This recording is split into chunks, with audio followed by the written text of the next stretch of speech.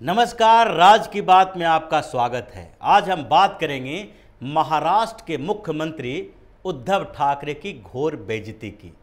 ओवैसी के साथ खड़े होकर उद्धव ठाकरे ने जो हिंदुओं के साथ विश्वासघात किया है उसकी, और साथ में ये भी बात करेंगे कि राज्यसभा चुनाव में किस तरह से एनसीपी और कांग्रेस ने उद्धव ठाकरे को धोखा दिया, उनकी औकात बता दी। और इसके साथ साथ आज ये भी बात करेंगे कि उद्धव ठाकरे की आगे की राजनीति कैसी होगी और शिवसेना किस तरह अपने पुराने एजेंडे से भटककर अब हिंदू विरोधी बन गई है।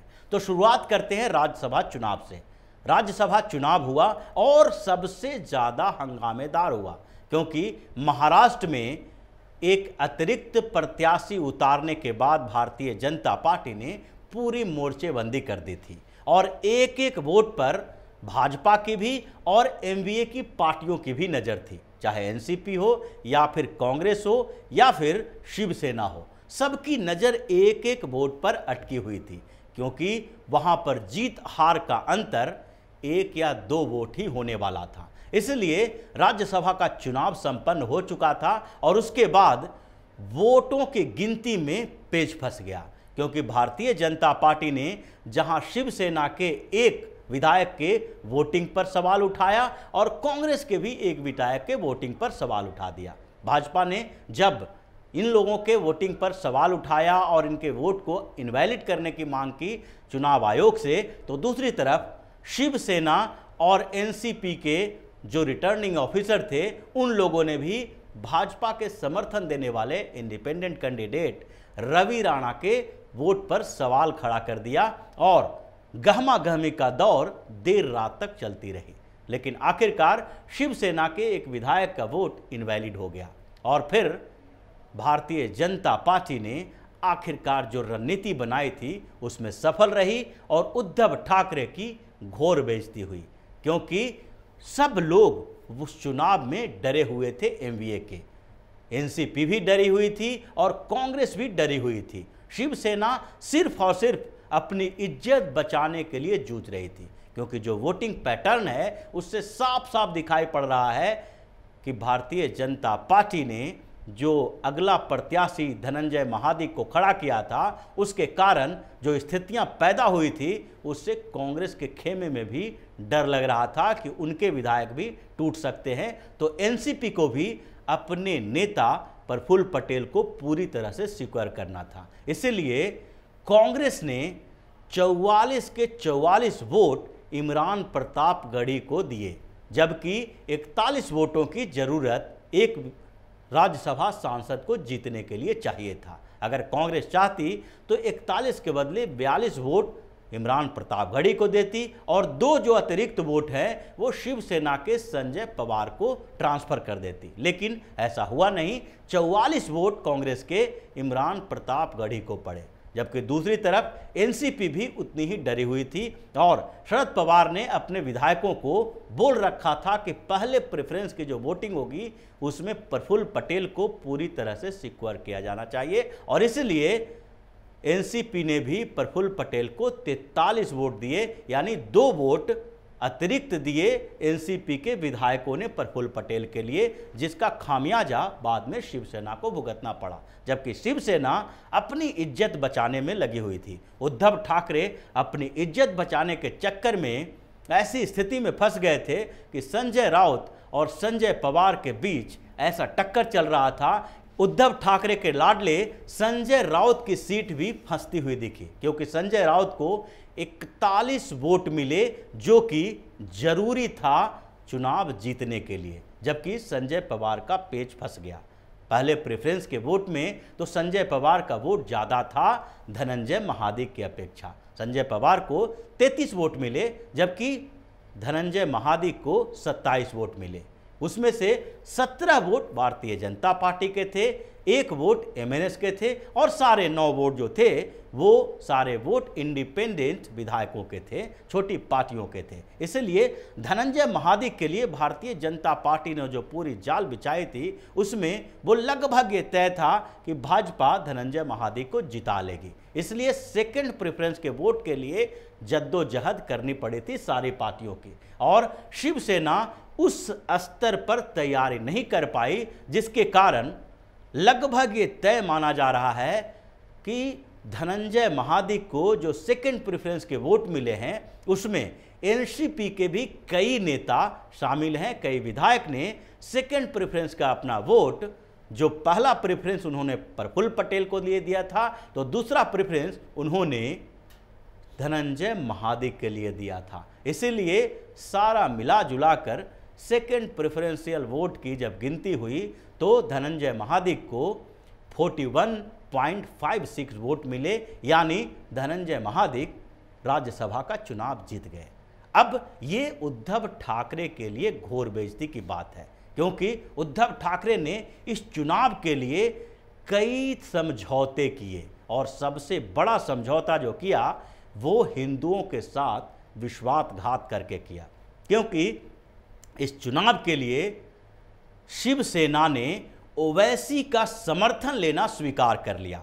जब तैयारी चल रही थी वोटिंग की तो उससे पहले एआईएमआईएम चीफ असदुद्दीन ओवैसी ने कहा था कि अगर शिवसेना समर्थन मांगेगी तो हम अपना समर्थन शिवसेना को देंगे राज्यसभा चुनाव में। हालांकि दोनों के बीच ये बातें चलती रही और शिवसेना के नेताओं का भी कहना था कि अगर ओवैसी की पार्टी का समर्थन भी हमें मिलता है तो भी वो लेने से हिचकेंगे नहीं, और अंततः उन्होंने व्हिप जारी किया और असदुद्दीन ओवैसी ने व्हिप जारी करके अपने विधायकों को शिवसेना के पक्ष में यानी एमवीए के पक्ष में वोट डालने के लिए कहा। एमवीए के पक्ष में डालने का मतलब शिवसेना के दूसरे कैंडिडेट संजय पवार के लिए उन्होंने वोटिंग की।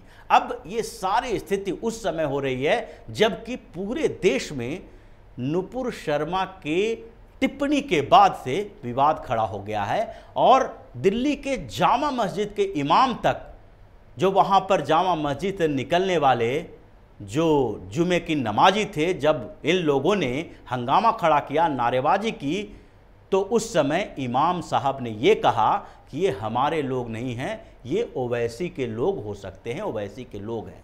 असदुद्दीन ओवैसी पूरे हिंदुस्तान में घूम घूम कर कट्टर इस्लाम का प्रचार कर रहा है और इस बीच ज्ञानवापी और मथुरा के मामले में भी उसने खुलकर बात की है कि बाबरी मस्जिद तो हम लोगों ने खो दिया, अब ज्ञानवापी और शाही ईदगाह जो मथुरा में है इसको नहीं खोएंगे चाहे जो हो जाए। यानी कि ओवैसी ने यहाँ तक कह दिया कि इसकी लड़ाई कयामत तक चलेगी। अब ऐसे व्यक्ति से, ऐसी पार्टी से शिवसेना ने समर्थन लिया, उद्धव ठाकरे ने समर्थन लिया, जबकि कुछ दिन पहले यानी 10 तारीख को चुनाव हुआ और 8 तारीख को उद्धव ठाकरे ने एक रैली की औरंगाबाद में, जहां बड़ी बड़ी बातें कही उद्धव ठाकरे ने। यहां तक कि औरंगाबाद कहने से भी वो हिचक रहे थे, उसे संभाजी नगर ही कह के बुलाया, क्योंकि बाला साहब ठाकरे ने इसका नाम संभाजी नगर रखा था। लेकिन दुर्भाग्य की बात देखिए कि जिस संभाजी नगर की बात वो कर रहे हैं, जहां औरंगाबाद में भारतीय जनता पार्टी और शिवसेना को जो सारी की सारी 9 विधानसभा सीटों पर जीत मिली थी, उसके पीछे का एक बड़ा कारण यही था कि लोकसभा चुनाव में औरंगाबाद से ओवैसी की पार्टी की जीत हुई थी और हिंदू वोटों का ध्रुवीकरण हुआ था, जिसमें 3 सीटें भारतीय जनता पार्टी को मिली थी और 6 सीटें शिवसेना को मिली थी। उसी औरंगाबाद में जहां पर ओवैसी और उसके भाई अकबरुद्दीन ओवैसी औरंगजेब की कब्र पर जाकर माथा टेकता है और औरंगजेब के कब्र को लेकर पूरे महाराष्ट्र में एक विद्रोह की बात है, विद्रोह की भावना है, क्योंकि उसी औरंगजेब ने छत्रपति शिवाजी महाराज को परेशान किया था और उसी के खिलाफ छत्रपति शिवाजी महाराज ने बार बार स्वराज की बात की, सुराज की बात की थी।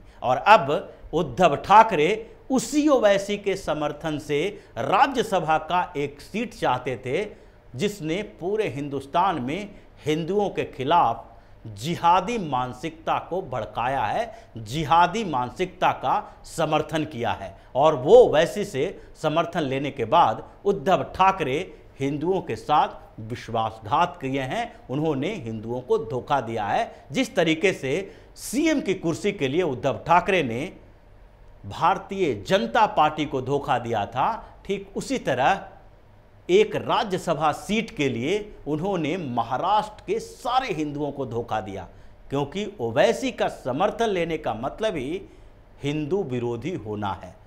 ओवैसी किसी भी तरह से अपने आप को तथाकथित सेकुलर पार्टी की श्रेणी में नहीं रखता है। ओवैसी का AIMIM पूरी तरह से मुसलमानों की पार्टी है और ओवैसी उसी रास्ते पे चल रहा है जिस रास्ते पे आज़ादी से पहले जब कांग्रेस के खिलाफ हंगामा हुआ था, पाकिस्तान के विभाजन की बात हुई थी, तो उसी रास्ते पे मोहम्मद अली जिन्ना चल रहा था। और आज ओवैसी भारत का जिन्ना बनने की कोशिश कर रहा है कि पूरे हिंदुस्तान का मुसलमान उसके साथ खड़ा हो और वो एकमात्र ऐसा लीडर बने जो मुसलमानों के साथ खड़ा होना चाहिए जिसको, और जो मुसलमानों की बात उठाए, यानी कि वो मुस्लिम लीडर बनने की कोशिश कर रहा है। और दूसरी तरफ जो हिंदुत्व के एजेंडे पे चलने वाले बाला साहब ठाकरे के बेटे उद्धव ठाकरे हैं, जो बार बार हिंदुत्व की बात करते हैं, अपने आप को कट्टर हिंदू साबित करने की कोशिश करते हैं,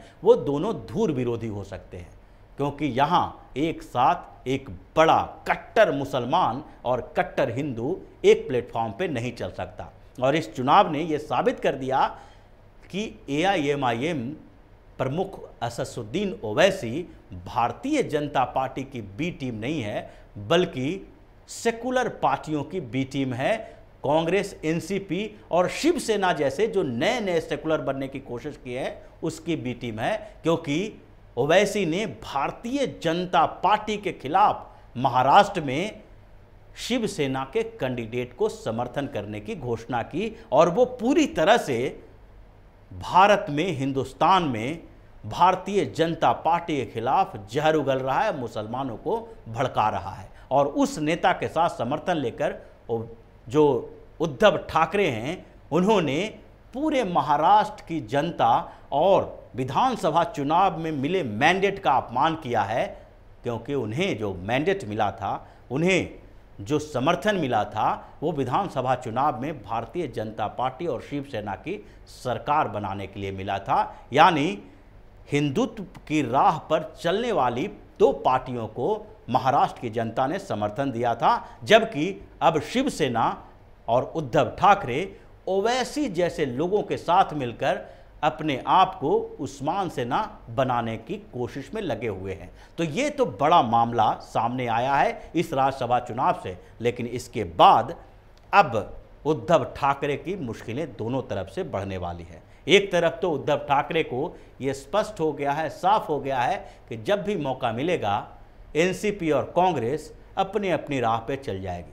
कांग्रेस और NCP कभी भी शिवसेना के साथ लंबे समय की राजनीति नहीं कर सकती, और मौका मिलने पर NCP भी शिवसेना को धोखा देगी, कांग्रेस भी धोखा देगी। अब वो अपने आप को अलग थलग महसूस कर रहे हैं MBA के अंदर भी। दूसरी तरफ आगे की राजनीति के लिए एक बड़ा प्रश्न चिन्ह खड़ा हो गया है उद्धव ठाकरे के लिए, क्योंकि उद्धव ठाकरे ओवैसी से समर्थन लेकर हिंदुओं के विरोधी हो चुके हैं। और जितनी भी सफाई संजय राउत दे दे, उद्धव ठाकरे दे दें कि हमने ओवैसी से कोई समर्थन नहीं मांगा, कोई साथ नहीं मांगा, लेकिन अब ठप्पा लग चुका है। ओवैसी ने व्हिप जारी किया और उसकी पार्टी के विधायकों ने शिवसेना को समर्थन दिया है। अब इस तथ्य से, फैक्ट से कोई किसी को झुठला नहीं सकता। तो इसके साथ ही उद्धव ठाकरे की राह आगे के लिए बड़ी मुश्किल होने वाली है, चाहे BMC का चुनाव हो या फिर आगे आने वाले विधानसभा का चुनाव।